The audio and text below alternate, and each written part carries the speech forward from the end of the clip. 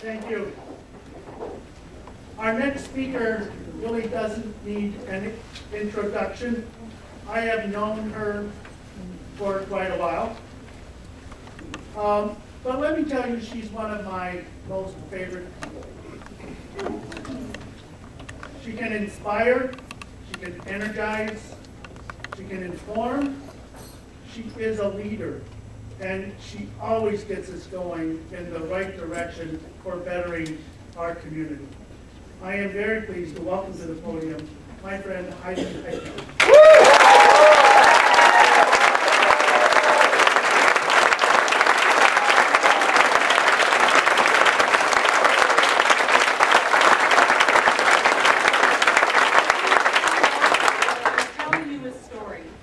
About a woman named Meemaw, who is a state senator from Minnesota.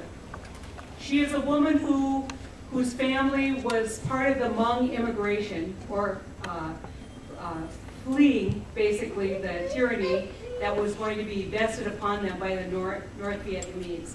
And her family left and ended up in Wisconsin and eventually in Minnesota, where her family thrived, and she became a state senator. And she tells a story about how on election night, despite all these odds, she was elected, the first Hmong person to be elected to a state legislative position in the history of the Hmong people, this new immigrant people.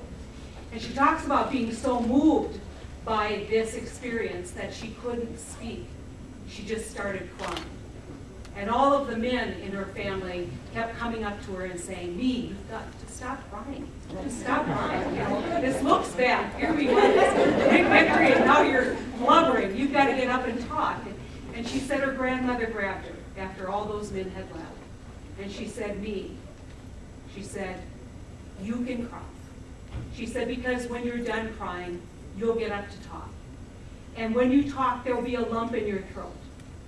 And that lump in your throat will be the voices of the thousands who have never had a voice." In this room today, all of you have the privilege of having participated in speaking for the thousands who have not had a voice, who have not had the big lobbyists, who have not had all the money, but they had a dream that maybe health care would be affordable for them. Maybe their family would not be bankrupt because they needed a new hip replacement.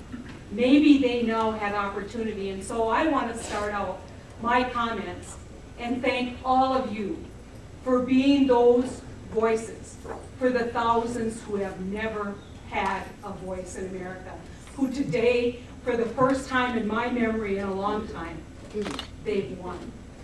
And despite all the odds, they have won.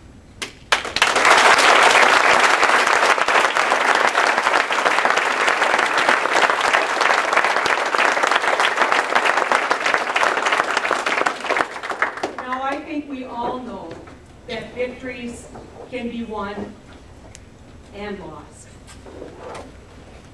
It is not over. This is not done.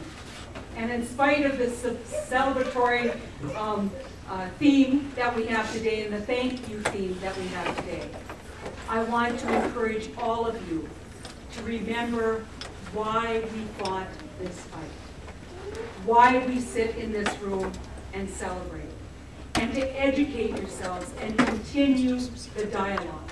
Because if we do not write on the blogs, if we do not call talk radio, if we do not stand firm in our belief that this bill will change the face of healthcare and America's opportunity for some of our least advantaged, we will surely lose those gains. And so, where I want to also thank the congressional delegation, I want to encourage all of you to be vigilant. The polls show that the Republican message of repeal this is gaining ground. You need to continue your efforts. You need to continue to believe that our citizens, the people of North Dakota, will agree with us in majority if we just get them the message. And so I want today to, on behalf, being that voice of the thousands who have not had a voice, I want to say thank you on behalf of all of the people of North Dakota, where insurers would no longer insure you because of pre-existing conditions, because you got sick with no cause of your own.